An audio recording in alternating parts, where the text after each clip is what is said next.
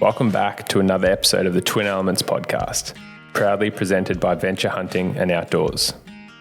If you're like us and passionate about hunting, spearfishing, and many other outdoor-related pursuits, with an eagerness to fast-track your learning, then this is the podcast for you.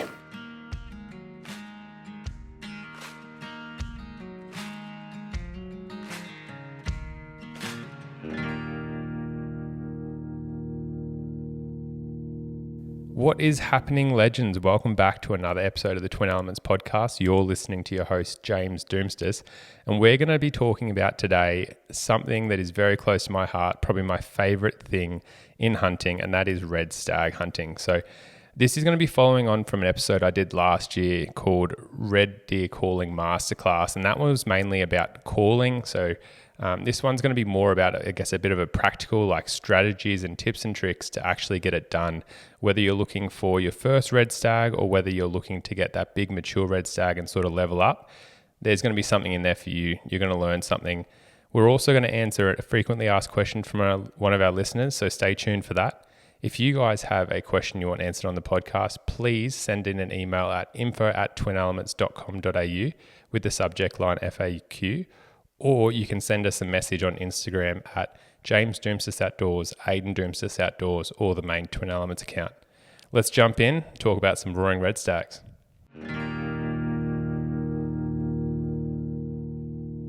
When you're out hunting, your camouflage needs to blend in or cost you opportunities.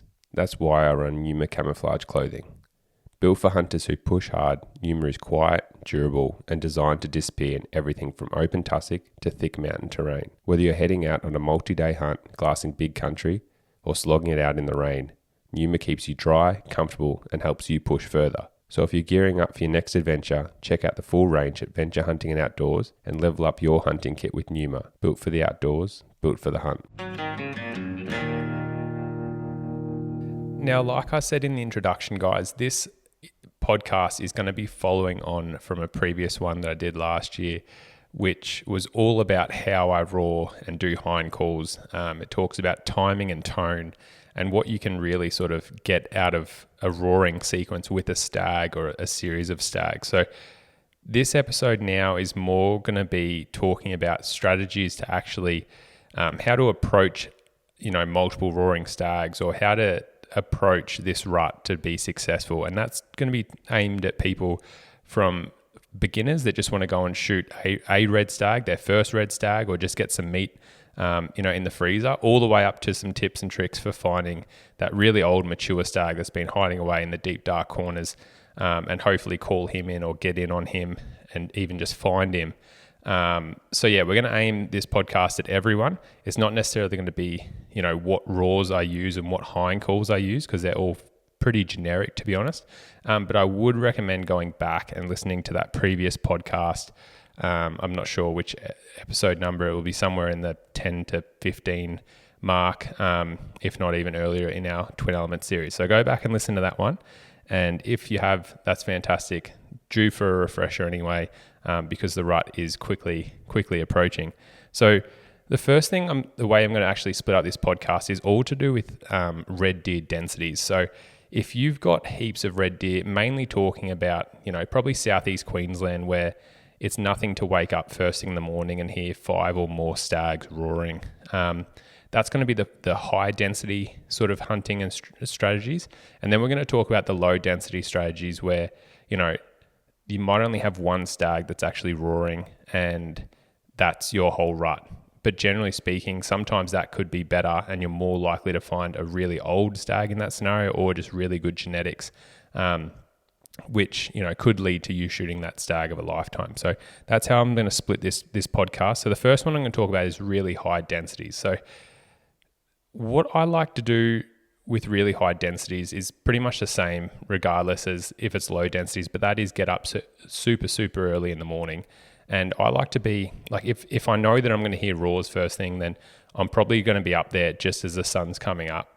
And what you're trying to do is actually just listen out for roars and try and identify, as the sun's coming up, stags on the hill. So that's where really good optics are important, to be able to locate and identify how good these stags are. Now, the first thing I'm going to talk about is if you want to just get your first red stag on the deck this rut, or if you want to get, some meat in the freezer or whatever, then my suggestion to you would be like, you're not necessarily worrying about like maturity. You're not worrying about that red stag in particular or whatever. Really, you're just broadcasting to all of them. And so like, if you're there in the peak rut, then my recommendation to you would literally just be get up on the hill early in the morning and sit there, set up, which we'll talk about in a second, and literally just roar and hind call your ass off. And whether it's the most mature stag on the hill or a spiker, you're most likely going to get something to come into you. So like when Aiden and I last rut hunted in the Brisbane Valley, as you've probably seen on our YouTube videos that are coming out now, we had like dozens of stags that were coming into us. And often it was because we would just do a roar to locate stags, and then we would, we'd be sitting there discussing which stag we wanted to go and try and check. And like 50% of the time after doing a couple of roars and waiting 10 minutes, we would have young stags coming in to check us out. And you can understand biologically why that happens, because generally speaking, the young stags will come in early and they'll sort of round up all the girls and make all the harems. And then the mature stags will rock up when they know that the hinds are actually starting to cycle, which is pretty much the time that you're listening to this podcast, sort of that late March period. And they'll come in and they'll take the girls and then they'll hold the harems. Now, what a mature stag will do is he will roar, depending on his age and aggression and, how pent up he is, I guess. Like if he's got a hot hind and he's got young satellites that are coming in trying to steal his girls, he might be roaring heaps. But equally, if he's got no satellites on him and he's got a hot hind, he might just sit there really quietly and not make any noise, or he might make heaps of noise. It just depends. Like there's plenty of times where I've seen stags that are very happy in a gully with 10 hinds just sitting there. And more often than not, the loudest stag on the hill is not the most mature one. But going back to what we were saying before, there were so many stags that were just coming into us, and that's where it's really important to actually set up. So those young stags are coming in because they think that you're potentially a mature stag. You think you may have girls, so they're coming in to check out this roar, and they're coming in to see if they can steal a girl from themselves and hopefully breed her. Because unlike fallow deer, where the doe chooses the buck, in red deer, if even a young stag can steal a hind, that's a cardinal sin. I hate when people do that, so don't do that. If a young stag can come in and steal a hind, she will and she comes into season, even with that young stag on her, he may potentially be able to breed her. Whereas in fallow deer, that's not going to happen because obviously the does go to the bucks on the scrapes. But yeah, so if you just want to shoot a red deer this rut, like I would recommend just getting up on the hill, setting up. So that includes arrow on the string or rifle ready, bullet in the chamber, obviously probably safety on, range all around you, and make sure you've got plenty of cover. Like you want to be having a head on a swivel, because most of the time these stags are probably going to be coming in quiet, especially if they're like a younger stag. If they're a more mature stag, they may come in loud and aggressive. But if they've got girls, like depending on what stage in the rut it is, if they've already got girls, why would they risk coming over to fight you unless you're really close to them and lose all their girls and potentially get injured or potentially even die if they've already got the girls? So you got to sort of think about that. And that's where people often get caught up, especially trying to shoot these mature stags, where they often go and roar at them. And then, I hear all the time, like the stag moved away and stopped roaring. Well, if he's already got girls, why would he sort of want to, engage in a fight if he's already got the girls? Unless you really put the pressure on him, he's going to try and push the girls away from you rather than having to fight you. But we're moving away from what I really want to say, and that is, if you're just at that beginner level, if you can get into a spot, make sure the wind's right and roar, then hopefully, something should come into you. Make sure you set up, settle your nerves, and hopefully settle the pin and get your first deer or get some meat for the freezer. So that's sort of, I guess, just trying to get any stag on the deck. If you're new into the sport or just haven't had much luck, calling is going to be really beneficial. But and doing series of callings, like keep moving, keep setting up, keep moving, keep setting up. You probably want to give it, like if you call, you probably want to give it like a good 15 minutes, I reckon, before you move. Equally though, you can obviously move in on particular animals, and that's where we're probably going to go into more technicals here about if you want to actually target something more mature or the biggest stag on the hill.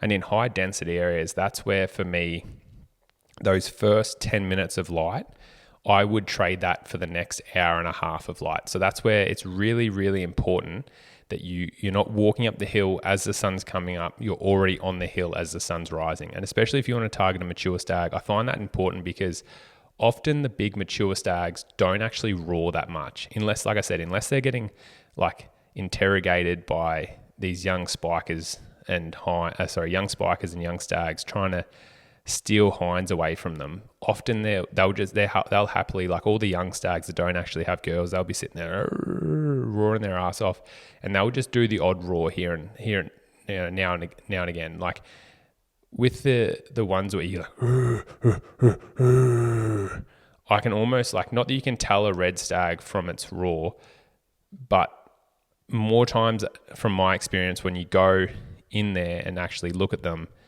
they're not that. They're like a 2-year-old stag. Like they're really young and immature and super aggressive, and they don't actually have any girls. So yeah, try and keep that in mind. But that's where it's really important to get optics on the hill at first light, because these stags haven't moved into the thicker timber yet. They're still in the pretty open area. Like a lot of this country, unless it's really, really choked with lantana, has been somewhat cleared. And so you can actually get eyes on plenty of stags. And that's where finding as many as you can with your optics. So that's where, boom, like that one's roaring. Oh yeah, got eyes on him. Oh no, he's just a young 3x3. Okay, move on to the next one. Oh, he's, a young 2x2 or whatever, like whatever it is. And then find the stag you want to shoot, which may just be like a mature 4x4. And then that's where you go, okay, I'm going to try and get in on him. And then that tactic and approach will vary whether he's got hinds or whether he doesn't have hinds. Is he responding to your calls?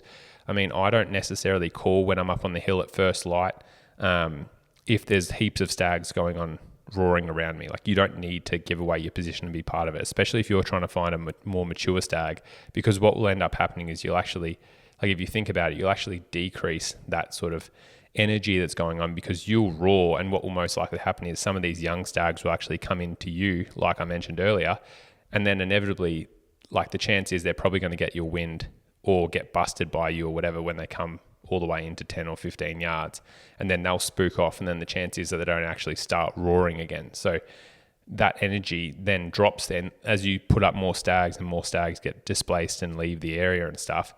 You actually get less stags roaring, which then you get less stags sort of like stimulating and keeping that aggression high, I guess.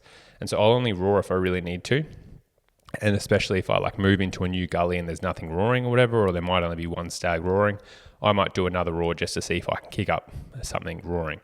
What I like to do is, once I start getting eyes on stags, I'll also take a mental note of where stags are roaring in particular gullies, because as the sun's coming up, like, they'll start roaring and they'll move hinds back into thick lantana thickets and little gullies and stuff, folds in the hill. But they don't necessarily go that far. Like they do move a lot. Like, don't get me wrong, it's nothing for an elk. It's nothing for an elk to move a couple of Ks. Red stags don't generally move that far, but they can move a considerable distance still. But we're probably only talking less than, a kilometer. And so that's where, like, if once it gets to like 9 o'clock and they're like moving into gullies and stuff, like that's probably where they're going to end up for the day if they haven't been pressured and moved. So that's where, once you've like identified certain stags with your optics, you can then also start going into these gully systems later on in the morning and roaring, and hopefully re-kickstart these stags, or do a hind call, re-kickstart these stags going, and then hopefully call them in, or potentially if they do a little moan where they might be bedded, you may actually be able to get the wind right and then move in from above them, hopefully be able to locate them, because it is pretty open country, even if they are in like a somewhat thicket of lantana, and then be able to quietly stalk in on them. So with finding those mature stags in the lower density areas, really, really important that you sort of take your time, pick through all the deer, use your optics, only roar when you need to, and then also just, follow up all the leads. There should be something like it's crazy to think that, you might have to go and look over, like Aiden, when he shot his really, really nice stag. In the days leading up to it, we'd probably looked over 20 or 30 stags, and the one that he shot just happened to be the best of it. But even then, there was a lot of mature deer. Like, there was probably only one or two other ones that he would have actually really shot that were sort of in that mature age bracket, regardless of what their head looks like. So you're going to have to work hard to find something mature and pretty in Queensland. But equally, it's very rewarding when it does pay off. Simply put, Cayuga broadheads are one of my favourite bits of archery equipment. Engineered for success and built by experience.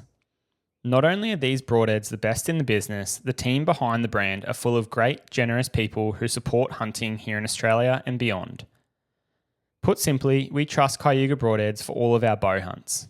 Whether it's giant buffalo and bangtang bulls in Australia's Northern Territory, or nimble chital deer stags along the basalt wall, we have ultimate confidence in their range. Hell, James and I have taken these Aussie-made broadheads across the world to the USA and taken critters such as elk, mule deer and pronghorn. I'm currently loving the 150 grain Zots. These incredible two-blade heads come shaving sharp out of the packet. They have field point precision, and if you're like me, love how simple they are to resharpen for the next hunt. Regardless of your preferred broadhead, quality and performance is guaranteed across the whole Cayuga range. If you would like to try them today or shoot them already and simply want to restock, then please head on over to their website and use code TWIN10, that's TWIN10, 10 numerically at checkout for 10% off your next order. Let them know we sent you and join in the Cayuga Broadheads community. You won't be disappointed.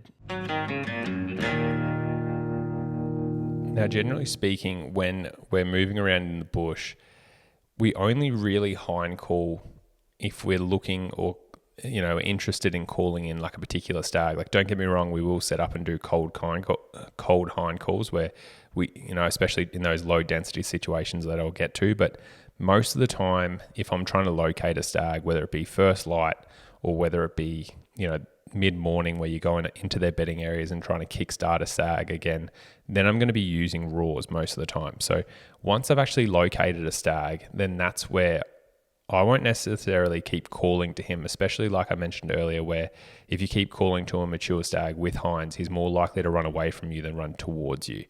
That's where I'll generally switch the tactic and actually use more often hind calls to bring a stag in.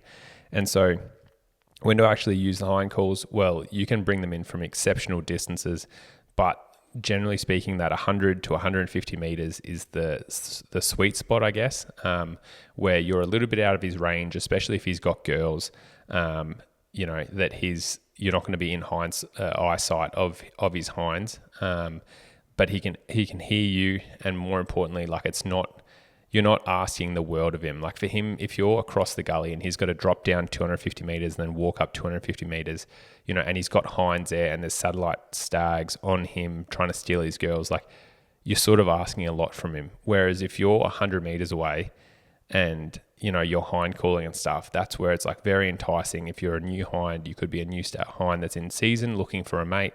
And that's where, he's more likely to come into you. Having said that, I always remind people to do whatever's working. So there's plenty of times where, like I said, there's plenty of times where I'm 100 meters off a stag and I hind call and I hind call and I hind call and he does not want to, he just keeps roaring back at me. And then the second I do a roar, he turns on a dime and he starts walking in. So equally speaking, there's plenty of times where I'll be roaring at a stag and he's roaring. I can hear that he's coming in, and then he hangs up, at 200 meters or something like that. And all of a sudden you just do one hind call, which is, and if you want to hear an actual deer do it, once again, jump on our YouTube videos. The part 3 in the series, we actually call in a young stag. It's like a 2x2 or something. Could be his first head proper head outside of a spiker. And he comes in and he does these, and so that's sort of what a hind or like a spiker or whatever you'll hear them vocalizing to each other.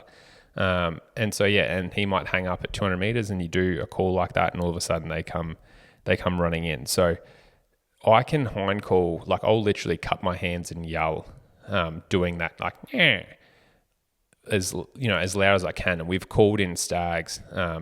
Once again, in that film, we talk about it, you don't see it. But yeah, there was a stag that was like over the boundary fence. Like it would have been in a straight line at least 800 meters and he did like a massive loop. up this gully system to come and check us out. So as in that time, 2 other stags came in. But the point is, like, they can hear you from a long way away. Like, they obviously do it very discreetly, but they're not putting it together that, okay, why does it sound like this hind is on, like, you know, a microphone speaker, I guess, with how loud she's been. Because typically speaking, like, when they actually do vocalize, and if you've ever heard it, like, you'd struggle to sort of hear it, you know, at 100 meters. Not having said that, I have had friends tell me stories where there's been, like, what we call stubborn hinds, and what I often imitate, where there's been hinds that have red stags roaring around them, and they'll just, like, sit there and just call and just like, yeah, yeah, yeah, and, like, be really loud and, like, aggressive with it until the stag comes to them. And I've actually done that. Like, in that case, I guess I was doing that to the stag that came all the way in from 800 meters. But yeah, normally it's pretty discreet. Like, normally I do 1 or 2 calls every sort of 5 or 10 minutes.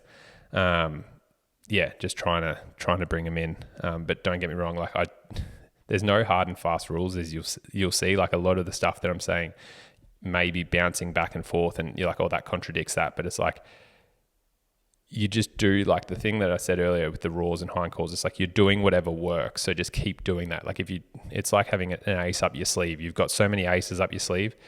You call, it doesn't respond to a roar. Okay, cool. You do a hind call, he doesn't respond to that. That's where you might, like, he might hang up at a hind call and a roar, and then that's where you start raking a tree, and that might be the subtle thing that brings him in and gets him super amped up. Or it might even just mean that he starts raking a tree, and you can hear that he's raking a tree at 100, and that might be, you know, you might be able to sneak in and close the ground while he's raking a tree and get into 40 meters and shoot him. Or, you know, it may be the thing that you're able to cover a little bit of open ground with a rifle and shoot him at 80 or 100 or whatever. So just think about what you're doing and try and I know this is very easy sitting here in a podcast studio trying to, you know, I'm dreaming about the rut already, but try and keep a clear mind. Like, the more you let lust in and really, really want it, the more, from my experience especially, like, it's when you stuff up the most, because you're just irrational.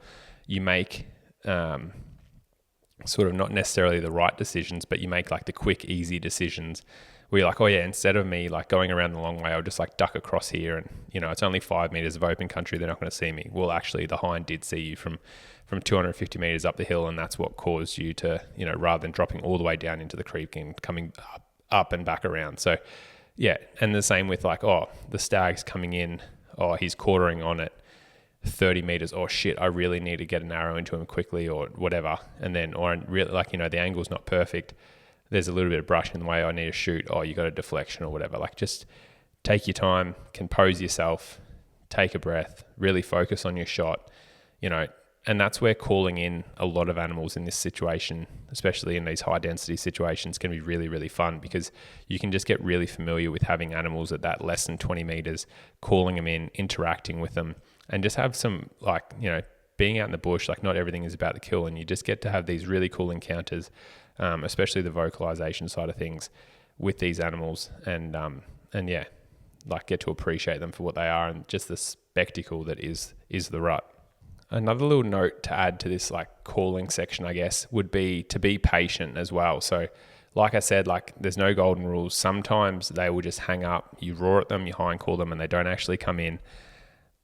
Sometimes the best thing to do is just to stop calling. Like, I don't know if you guys have ever experienced this, even just with, like, whistling in foxes, but you whistle in a fox, and especially if it's been one that's been called in before, you know, or they're like, I can't see this dying rabbit or bird or whatever, and they just hang up at, like, 60 or 80, and they just sit there and look at where the call was coming from. And so many times I've had it where you almost let them, like, lose interest, and they might start chasing crickets, or they might, like, turn to walk away, and you let them take 2 or 3 steps, and you, like, hit the whistle again, and they just, like, it's almost like their instinct kicks in, and they're like, their frontal lobe is just, like, bypassed, and they're like, they forget about the 2 seconds ago where they're just like, no, I'm sure I can't see anything, it must be someone hunting there. And all of a sudden they're like, oh shit, the rabbit's going in, you got to go in. You know, they sprint in, and then that's what gets you the shot. It's the same with these red stags. Like, I've had it so many times where you actually you're sitting there, you're roaring back and forth, and then all of a sudden, like, they're just, like, going and going, but they won't come in, and you can't cover the ground for some reason, because maybe there's too many eyes and it's too open or whatever, or, like, the shape of the hill or the wind or whatever.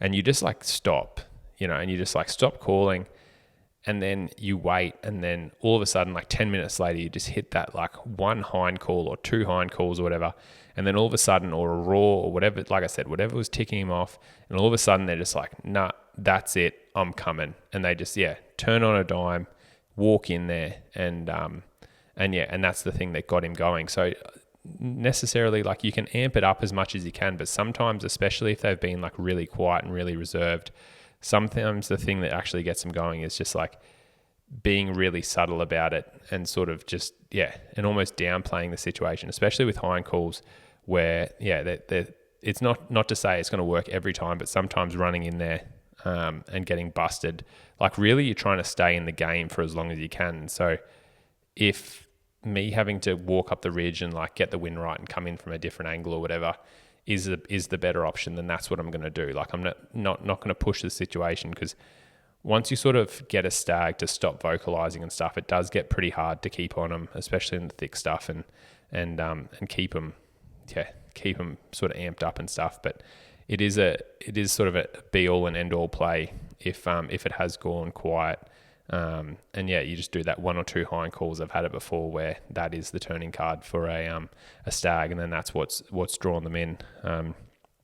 Sadly, as you can tell, most of the time when we've done this, the situation's been that they've been younger stags or stags that we haven't wanted to shoot. Sorry, and obviously more times than not, like they'll come in and we may get winded at 30 or 40 meters, or something just doesn't present a shot. So called in plenty of deer, but as you'll learn if you don't know already, like there's a lot of times you've got to call in a lot of deer before you get that mature one and actually find him, let alone be able to get that successful shot away. Just seeing them at 30 meters or whatever doesn't always necessarily mean that you were able to shoot them. Have you ever tried applying for tags in the States? Then you already know the pain. Different states, different draw systems, deadlines all over the place, point schemes that don't make no sense, and half the websites don't even like international credit cards or our addresses. Which is why Aiden and I rely on Huntingful. These guys live and breathe the US draw system. They break down every state, every species, every tag option, and lay it out so hunters can finally make sense of it. Whether you're chasing elk in Colorado, mule deer in Wyoming, or whitetails back east, they'll tell you where to apply, what your real odds are, and how to build points without wasting time or money. Additionally, they create a hunt strategy that infinitely increases your chance of success. Our success in the US would be nothing like it is without the help of the Huntingful team. So if you're looking to turn that bucket list US hunt into a real plan, then join Huntingful. Use code TWINELEMENTS when you sign up to get 25% off your first year's Huntingful application fees. Let the Huntingful team guide you through the chaos. So what we're going to do now is change gears a little bit, and I want to talk about low density. So low density spots where, you might go out for a day and not even actually see. And I realize we've jumped from a high density area to a low density area. A lot of these tactics are going to work interchangeable. So like if you have a moderate density where you can go out in a day and see, just say 10 or 15 hinds and a couple of stags, well, there's going to be days in there where the stags are really going to be amped up, and then that's where those high density strategies may work, where if you just sit on a hill and roar. But generally speaking, these lower densities, it's quite hard to even find sometimes a deer. Like it may be that you go out and you go out and 50% of the time you don't even see a red deer. Every so often you see a spike or a hind or a young stag. But like I said and mentioned, sometimes it's a blessing and a curse, especially if you're looking for that stag of a lifetime. Because the densities are so low, a lot of people naturally don't want to put in the work, to be honest, to get those high-end trophies. And so that's where, a lot of people would probably rather go to Brisbane Valley, where they're going to see 10 stags a day, than go to a spot where they need to walk around for 3 days, even just to find a red deer. Most likely could be there for a week and not even hear a roar. So those are sort of the differences. But like I said, you can get some really good opportunities at some giant stags, especially if you figure them out and put in the work. And hopefully with these few tips that I'm going to talk about shortly, you can dramatically increase your success and likelihood of harvesting a stag, or just, potentially the stag that you've been looking for your whole life. So something I think becomes dramatically more important in low density situations is getting up early. And so that's where often a lot of the places that I hunt in New South Wales, they're super low density. And what I'll actually do is, like, a lot of the time we were getting up at like 3:30 in the morning and getting there and then like walking up the hill well and truly in the dark, like an hour and a half before light, and then sitting in the dark on the hill, like praying that we would hear a roar and just get a bit of an indication on where the herd or where some deer may be for the day. Because what often would happen is they're more likely, especially the bigger, older stags, they're more likely to respond in the dark to a roar than they are as the sun comes up or even, later into the morning. And so that's where you could, we'd often move along the ridges roaring down into the basins and gullies, hoping that something would roar back to us. There is the risk that you could be bumping animals that you can't see. Equally, there is the risk that you could roar something in. But I honestly think with a bit of strategic and a bit of intelligence, I guess, that you can definitely do it, and it is a really, really good tactic. Because what can happen is if they're roaring and stuff, and you do some roar, like you do a roar, and then something roars back at you, well, then I would honestly just stop roaring, like especially if it's in a low density area and stuff, because the chance is young stag, old stag, they are potentially going to come and check you out because they're just that excited to go or that keen to come and try and actually find some other deer.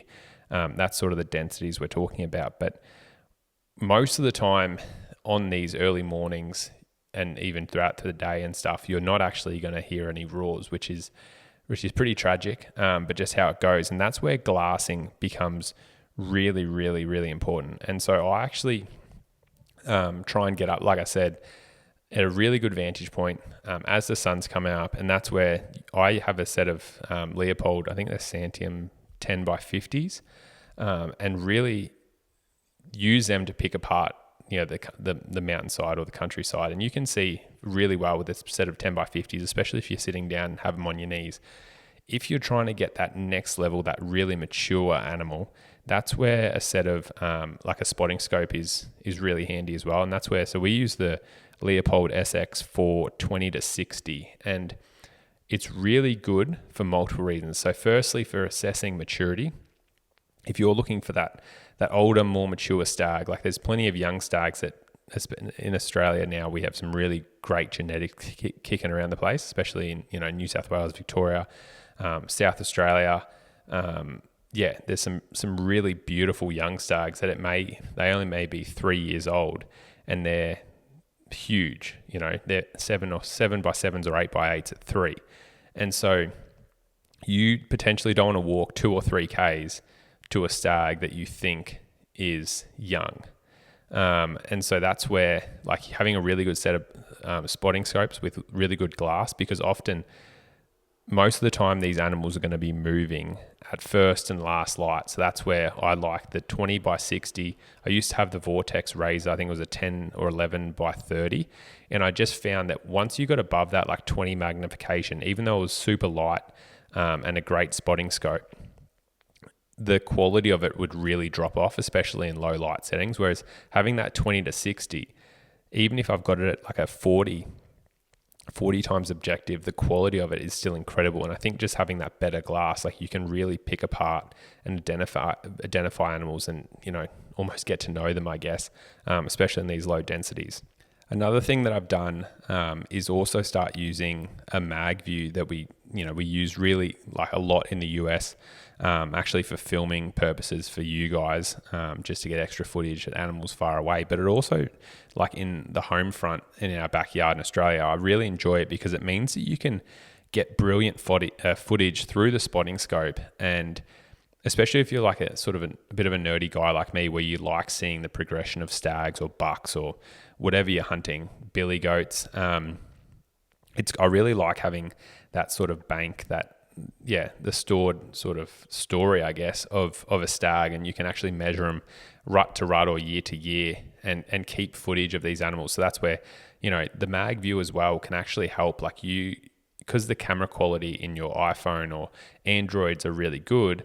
You can set the mag view up and actually use some magnification in the phone to zoom in on the animal rather than having it zoomed all the way into 60, just say with my spotting scope, which is a handy little trick, especially in those low light settings.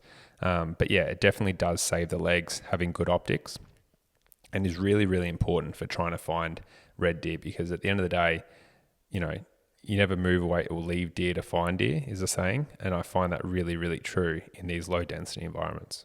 So my next tip is to actually cover country. So, you know, we've talked about the importance of optics and using that to save the legs and cover country. But if that's not turning anything up, then what I actually recommend is actually covering it by foot, especially if you've got one of these bigger places. If you've only got 1,000 or 2,000 acres, you know, then you're sort of hamstrung a bit, you're strapped, you know, boundary fences obviously need to be respected. And yeah, you don't want to be necessarily going in and scenting up your place too quickly. But if you've got a bigger place, you know, that 5 to 10,000 acres, there's plenty of little gullies and systems where especially big old stags will go and hang out. And if you know these places like from rut to rut, then that obviously helps. But really, really often, I mentioned it in the high density areas, but these big old stags, what they'll actually do is they'll go and get their harem of 5 or 10 hinds. And I've seen it time and time again where they'll go into a tiny little gully system. It might be like a little hanging basin, like a little finger ridge off to the side. And then that's where they may live for the whole rut, especially if there's like a dam in there, you know, there's good feed. And he may happily stay in there for 3 weeks and not move. Like he's got his girls, no satellites know that he's there. He'll barely even roar. Like he'll do the most most pissy little moans and stuff, because he's already got the girls, he's hiding away. He doesn't want people or stags to know that he's there. And so that's where covering country and actually like looking for rubs and that type of thing is really, really important. And trying to find where the activity is, I guess, especially if it's like these low density areas, because years like this year as well, things may completely change from what you know and love on a property. And that's because with, you know, most of New South Wales, Queensland's had heaps of rains, but probably mainly talking to New South Wales and the Victorian guys here, and even South Australia a little bit, like most places now are going into what we would call like almost drought, where they haven't had rain or sufficient rain for months. And so feed is really poor. Like most of these places that people are hunting on are going to be really well stocked, you know, cattle or sheep places, even like horse studs and stuff like that, where there's not going to be many blades of grass, let alone, you know, green pick. And so that's where like things may change a lot. And so when you're thinking about your sort of where to hunt and where to look for these deer, you know, the first place I would potentially look would be, you know, even if gully systems have historically been really good, one of the first places I would be thinking of looking is going to where the cattle or the sheep aren't, like places that are being rested, because, you know, all that needs to happen is a farmer get 10, 20, 30 mil, and those places will hopefully take off. And then that's obviously where it's going to be quiet. There's not going to be any stock, and hopefully there's going to be a bit of better feed. And that's where, you know, naturally the hinds or the does are going to gravitate to that area, and hence the stags and the bucks are sort of going to go there as well. So something just to think about. Obviously, it doesn't even need to be said, like the massive fires, the horrific fires that happened in Victoria, up in the high country, like that's obviously going to change things for a lot of people. And you may get new deer moving into your area where you may never had deer before, or equally places that may have had really good numbers of deer may now experience less than, you know, or none compared to what they've previously expected. So it's definitely going to change things up for people, but being adaptable and just thinking like of those basic things like feed, water, cover, you know, that's going to be your first steps. Thinking, especially for those big mature animals, like thinking of privacy, especially like a red stag, like they want to be in those like tucked away areas where they don't want to be pushed and, you know, moved around by hunters, and also, hunters and also like other stags and stuff. Like, interestingly enough, like that stag that Aiden shot, which was the best one that's ever come off that property with like really high density of deer, but also really high densities of hunters. Interestingly enough, that came out of like the head of a gully that was like really far off the road. You know, most of the time people don't push up and hunt into that. Like they do go into the gully, but they normally like, you know, you've got to walk past stags essentially to get up into the head of the gully. And that's, you know, that's probably why he was there. Like he was on the edge of like, or approaching is probably like a K off a boundary fence, you know, so like this sort of little hidden pocket where it's like the outer reaches of where people normally hunt, and then hence that's why he was probably there. So just thinking of these things when you're going into areas like, and that becomes a lot more important in these places where, like I said, you've got these lower densities, because you're essentially looking for a needle in a haystack where, there might only be a handful of deer in 10,000 acres. And especially like in those populations, they almost become nomadic, where they're pushing and moving around a lot. And then that's where you cover country with a glass, but it also becomes really, really important to cover country with your feet. And try and find where, you might find a really good feeder gully with a heap of rubs and stuff in it. And then that's where you may actually use a strategy, or you may find a wallow or something like that, which will give a good indication. And that goes into, I guess, a couple of strategies. So the first one being like hind calls in this sort of setting with low densities become like exponentially more powerful. Like think about it. Like think the stags in this situation are like, they may in themselves go periods of time where they don't even see a hind. Like like in the Brisbane Valley, think most stags would see a hind like at least every day or across the gully or whatever. Like if there's only a handful of hinds in 10,000 acres, like there may be stags wandering around, especially if the deer are getting pushed around or whatever, that like haven't seen a hind for a couple of days. So that's where like the power of a hind call like dramatically increases. And we've had stags that we've roared at in these situations and they don't even roar back. But you hind call at them, and even from 500 meters away from you, they'll roar to be like, I'm coming, and that's so like, think about that. And that's where I find like cold calling becomes a lot more successful in these situations. So teaming up with the fact that, okay, I'm going to use optics, hopefully find a stag. If I find a really mature stag, get in on him, and hopefully hind call him into me. If that doesn't work, I'm then going to get mobile. I'm going to cover a lot of country and hopefully go and find where all the activity is, and hopefully find where some rubs are and stuff, potentially find a wallow. And then I'm generally going to wait until, like, not to say I won't hind call in the middle of the day, because sometimes you get a roar and stuff, but I'll generally try and hind call, that last hour and first hour where I know the deer are going to be in their feet. They're going to be more susceptible to actually calling back to me and let me know that they're there, but they're also going to be more susceptible to coming into me, which obviously if they're coming to me, it's a lot easier, successful wise, than me trying to stalk in on them. So yeah, a cold hind call, especially like if I find a wallow, especially if it's really active, that's where I might just sit there for an hour or two and just like every 10 minutes, just and yeah, just you've got to always be vigilant and ready, I guess, in that situation. Like don't just be sitting there on a rock or a log. Like make sure you've got an arrow on the string, even if it's the middle of the day.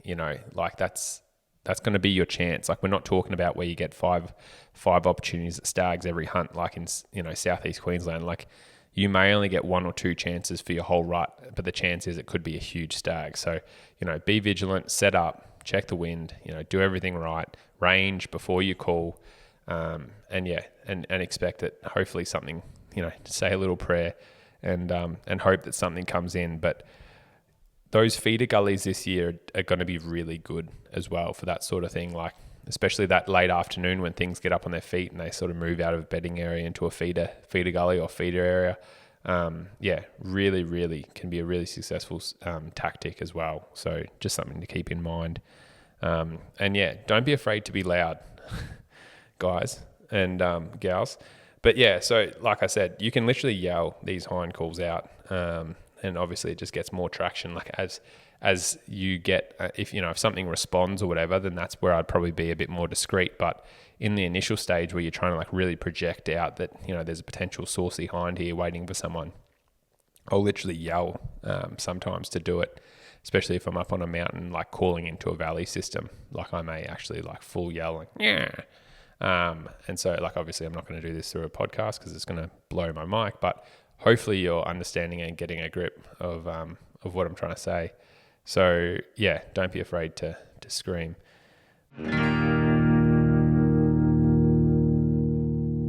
Iron Gate Knives are an Australian-owned and operated small business. They specialise in quality handmade knives. Whether it's a hunting knife, filleting knife, cleaver, or custom creation, get in touch with the team today and they will take care of you. Sign up to their email list for up-to-date news relating to their weekly knife drops. It's a first in, first served system, so be quick. We have just got our hands on a few knives from their range and they are super impressive. They make epic gifts for a friend or loved one and will last generations. It's not often that you can say that a tool will outlast its owner, but that's a fact when talking about quality blades. Check out Iron Gate Knives today by visiting irongateknives.com. The next thing that I really wanted to talk about in these low density situations, and a strategy that I've really implemented this year, more so than ever before, is trial cameras. And so that's where, I've learnt so much from them, to be honest. Like, it's actually sort of blown my world a little bit with the red deer, because a couple of things. I'd always use like King's cameras, which were like okay, but the footage was pretty crap. The sensor was like average, and you very much get what you pay for. I upgraded them this year and got the prime Bushnell ones from Venture Hunting and Outdoors, and was like crazy impressed with, I guess, the quality, but also like I actually put two, like a King's one and a Venture one, like the prime ones next to each other. Or the Bushnell ones next to each other, and compared what it picked up and the quality of it. And it was just chalk and cheese. Like there was a couple of opportunities where like Hinds walked past and stuff, and it wouldn't even like register with the King's one that they'd walk past. Whereas with the other one, it's like, oh, cool, there's a Hind, which like is massive, like is huge. Like, especially when you're getting a video of a Hind like every 3 days, for example, that one encounter is like massive. Especially, like, I also learnt that in this gully system, there's always been a fair bit of rubs. There was a stag that I knew was living in there, and I just assumed that there must be more stags in there.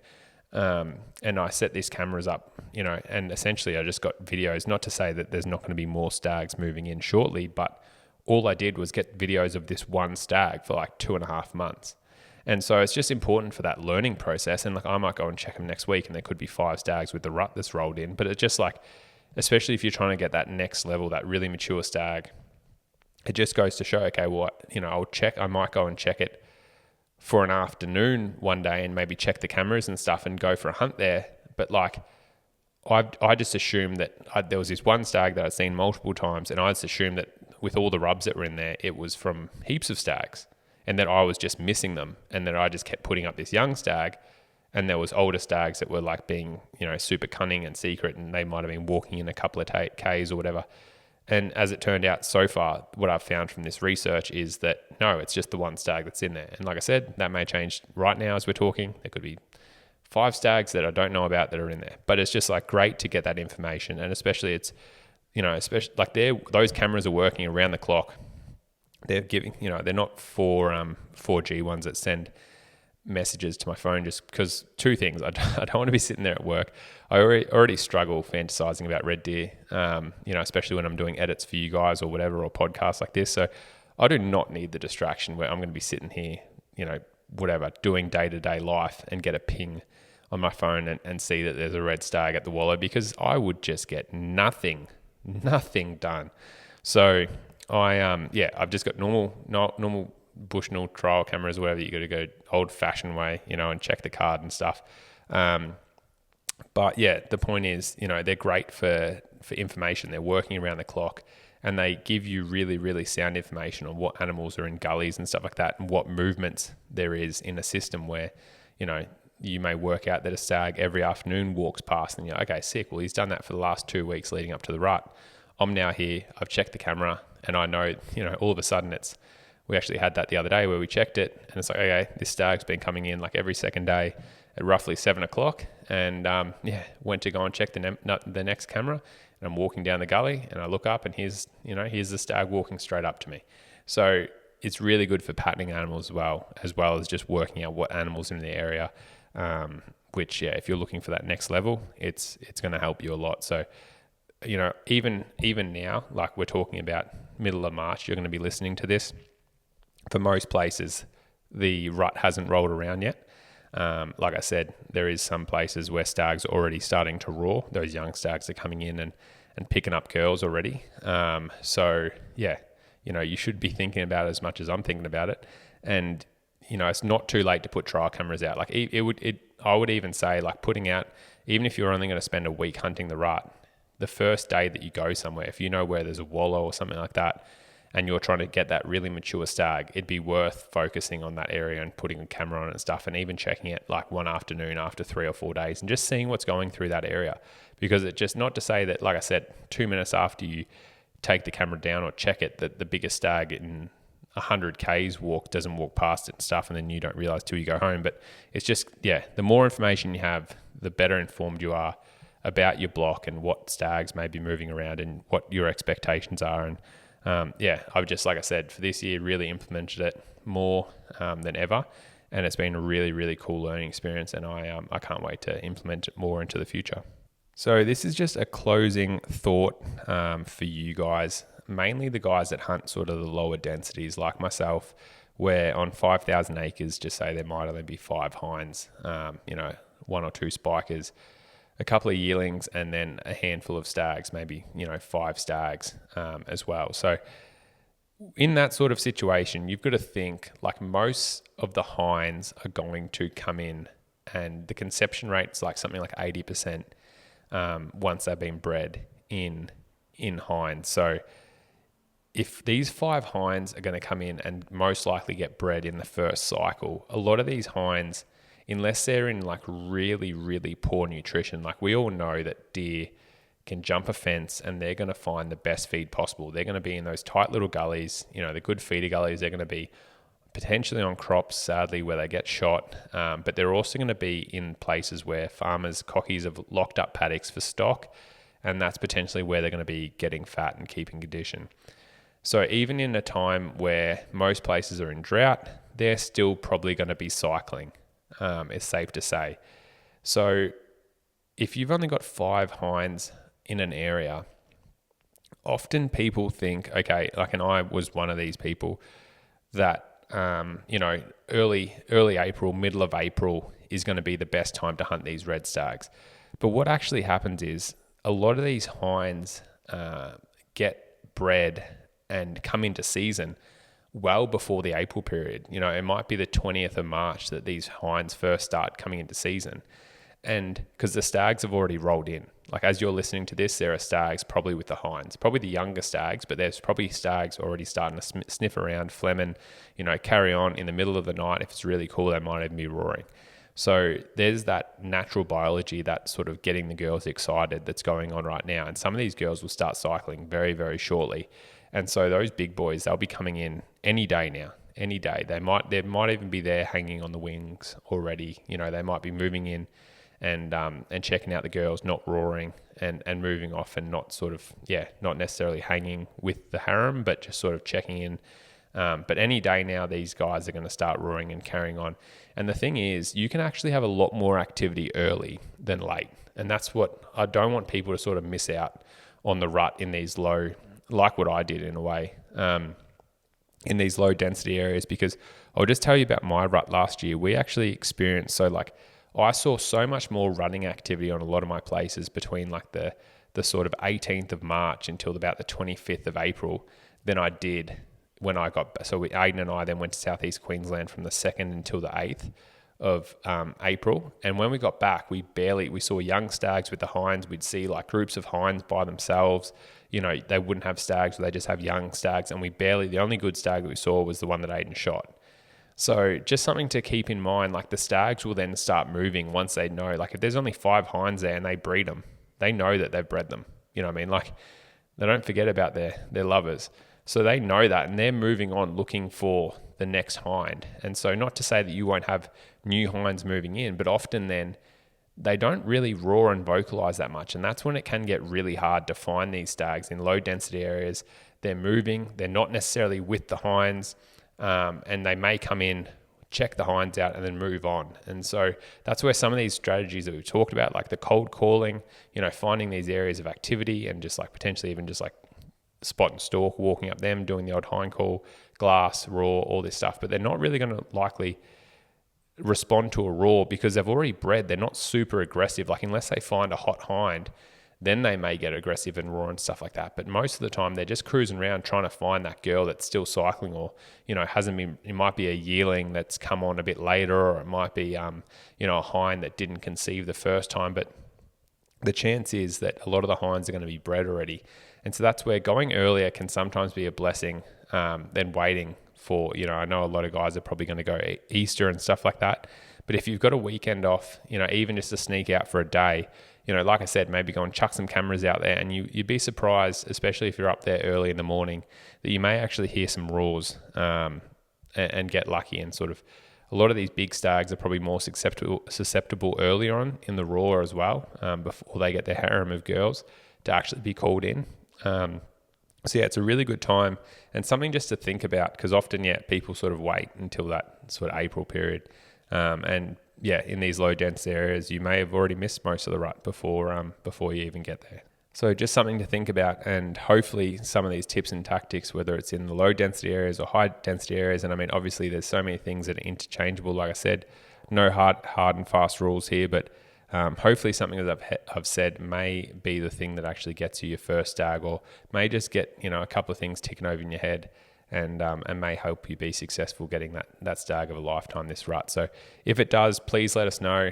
It definitely pumps me up knowing that, I'd love it. Send Twin Elements a message or tag us in a story on Instagram or something like that, or more than happy for you to send me a DM. In fact, I sort of demand that you send me a DM, because it keeps us pumped up, keeps us motivated, and, it just makes us feel good knowing that, we've been able to help even one hunter get their first stag or a stag, or, a stag of a lifetime. So please let us know, and definitely share it with us, because we love doing this, and that's why we put out this content for free for you guys.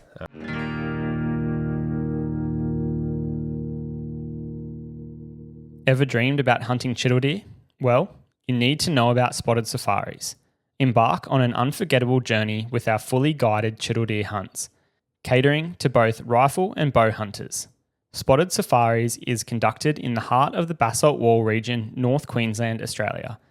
We specialise in catering to all experience and fitness levels of our clients, providing trophy chital stag hunts as well as beginner-focused adventures and meat hunts. With over 15 years' experience bow hunting chital deer, our guides know these animals and the grounds they hunt like the back of their hands. With opportunities to also hunt infamous basalt boars, experience spectacular wildlife viewing and stunning scenery whilst on tour, there really is something for everyone at Spotted Safaris. Inquire today by emailing spottedsafaris@hotmail.com, or simply jump online, find them on Instagram or Facebook, and send them a DM to start the conversation today. A dream chital stag hunt is closer than you might think. Well, legends, that wraps up this week's podcast. Hopefully you've learnt something about red stag calling. Bounced around a fair bit there, but hopefully the knowledge came through. I know the passion for red stag hunting certainly would have. So hopefully, hopefully you guys got something out of that, and hopefully it helps you be successful this rut in some form. But what we're going to do is jump into a listener question. So this week's listener question comes in from Colin from Outlaw Custom Bows. So he said, "Evening, mate. Had a quick question I wanted to run by you, RE fallow behaviour. So I know this is a Red Deer podcast, but we're shifting gears, and the answer is going to be similar for reds and fallow, and that is, do you think the moon phase has any emphasis on rut activity? Looking like it'll be pretty full early April, and I'm curious what that may do, if anything at all. Cheers." So what I find with a full moon is, I don't know how many of you guys have walked around at night trying to spotlight deer, actually walking around, and it's incredible how good deer's eyesight is. So as someone who's got blocks that we're trying to cull does on because there's too many fallow deer, we'll actually spotlight. So the spotlight itself blinds them, they can't see. But if you actually walk around and you're thermaling them, what can actually happen is they'll see, they can see you walking around, whether it's full moon, quarter moon, whatever.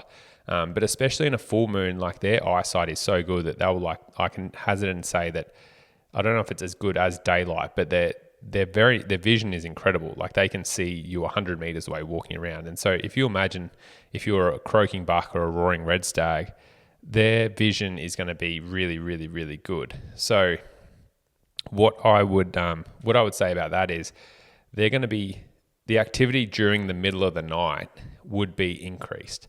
And so what I find that affects, and like I said, there is no hard and fast rules about anything in the rut. The only hard and fast rule is that bucks and stags are going to breed does and hinds. That is the only rule that's a constant. Everything else, is a best guess, but it changes. Like, there's always exceptions. So, but what I've found is that early mornings, typically, because they've been running all night, they generally are a bit quieter. And so you may see that the animals sort of go to bed earlier, whether it be the stags or the bucks. They may go quiet early because they've already had a big night partying per se, and hopefully getting lucky. And so, they don't have the activity to carry through the day. I mean, if there's a hot doe or a hot hind in front of them, don't get me wrong, they're going to be croaking or roaring their ass off, and hence why there are exceptions to the rule. Some of the best days hunting I've ever had during the rut are during, the morning after the fullest full moon you've ever seen, right? And so, that's why Aiden and I, we get this all the time, and we just hunt every day. Like, don't get me wrong, we think about it and take it into consideration, but we're out there. There's never going to be a day that I'm not up there early, before first light because it's a full moon. So think about that. But what I do find is that they do bed down a bit earlier. Because of that, though, I find that you get this morning lull where they might just say the sun's rising at 6 o'clock or we'll just say 6 o'clock.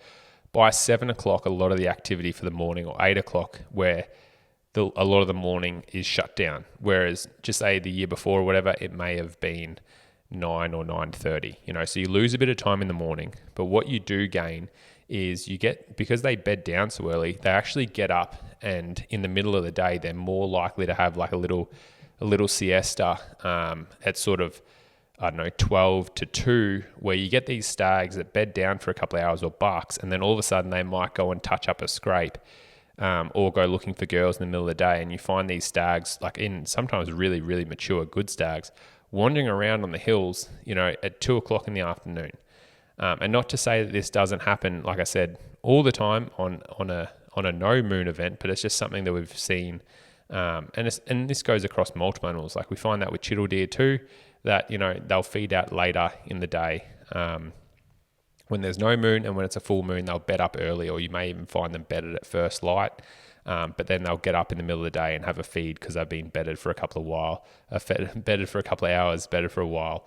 And, they've already chewed their cud, and now they're looking to replenish their rumen size and keep feeding. So what we also find carrying on and continuing on through the day is that the afternoon activity normally picks up a little bit earlier as well, just purely because, they've been bedded early, and then they've sort of been bedded a lot of the day.